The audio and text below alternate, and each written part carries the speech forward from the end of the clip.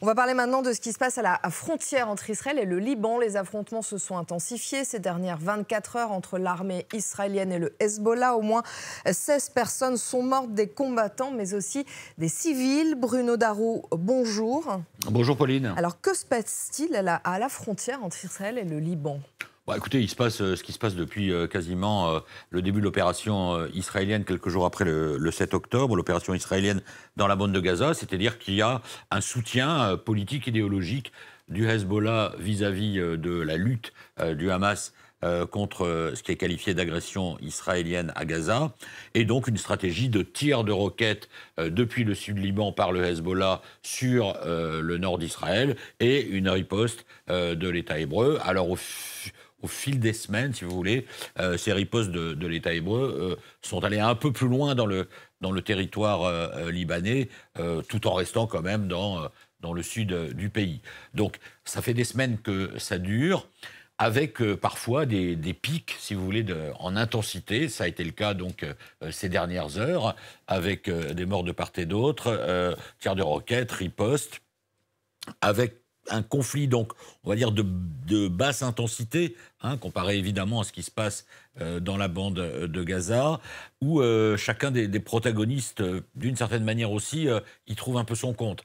Pour le Hezbollah, il s'agit de montrer son soutien au Hamas, donc ça c'est vis-à-vis de l'ensemble de l'opinion publique palestinienne, tout en sachant très bien qu'en cas d'offensive terrestre israélienne, il n'aurait pas les moyens de résister véritablement. Et en plus, vu la situation au Liban, ça mettrait le pays complètement à plat. Donc ça, ce serait très mauvais pour la cause du Hezbollah. D'où cette stratégie de la tension, où on fait des tirs de roquettes, mais on s'arrête là d'une certaine manière. Et puis un peu pareil du côté de l'État israélien, avec le fait que, évidemment, Israël ne souhaite pas avoir un véritable deuxième front à gérer avec la bande de Gaza, mais le fait qu'il y ait cette tension à la frontière avec le Liban permet, d'un point de vue plus politique, si vous voulez, à Benyamin Netanyahou de dire, vous voyez, je suis là, je suis aux commandes, non seulement il y a la bande de Gaza, mais je surveille aussi la frontière. Et si ça dure des semaines et des mois, pour Benyamin Netanyahou, c'est d'une certaine manière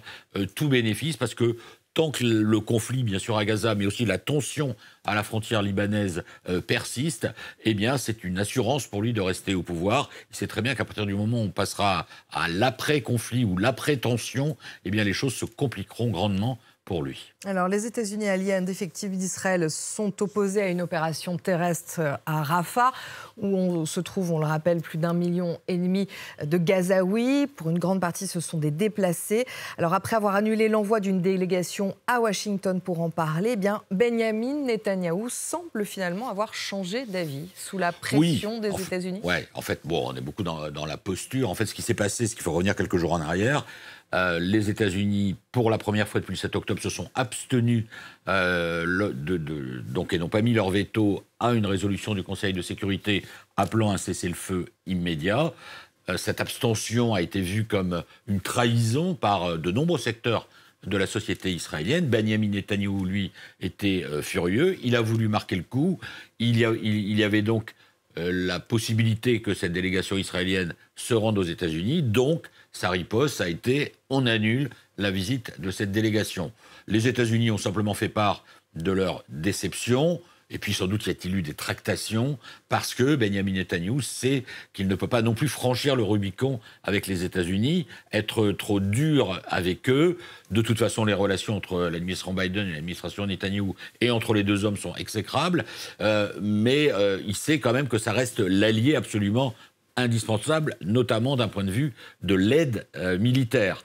Et pour l'instant, Joe Biden a toujours dit que ce qui serait le moyen de pression le plus efficace sur Israël, c'est-à-dire la cessation de cette aide militaire, il n'en était pas question. Donc Benyamin Netanyahou ne veut pas provoquer Joe Biden, qui par ailleurs est en campagne électorale, qui doit gérer aussi du mécontentement. Parce que la présidentielle est en novembre. Voilà, au sein du Parti démocrate, chez les jeunes électeurs, chez les populations d'origine arabe ou qui sont des populations musulmanes. Donc Benyamin Netanyahou, là ce qu'il fait, il dit finalement, on pourrait fixer une nouvelle date pour l'envoi de cette délégation. C'est clairement un signe d'apaisement. ça ne veut pas dire que sur les relations entre Joe Biden et Benjamin Netanyahou, ce sera au beau fixe. Et puis surtout, qu'est-ce que vont se dire les deux partenaires à Washington concernant Rafah? Chacun campe un peu sur ses positions. Les États-Unis disent... Oui, vous pouvez continuer à chercher à éradiquer le Hamas, mais pas de cette façon, pas avec des bombardements, pas en faisant autant de victimes civiles, par des campagnes beaucoup plus ciblées et beaucoup moins meurtrières. Et côté israélien, on dit, nous, il faut qu'on atteigne cet objectif pour finir le travail.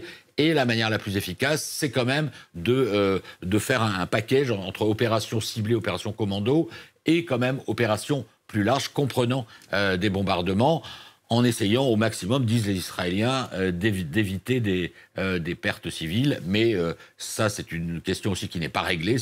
Vous parliez de presque 1,5 million de Gazaouis dans la bande de Rafah. C'est l'évacuation, forcée ou pas forcée, de ces populations. Tout ça n'est pas réglé. Donc il faudra voir s'il sort de cette rencontre, une fois qu'elle aura eu lieu à Washington, quelque chose de concret concernant la situation à Rafah. Merci Bruno pour votre décryptage.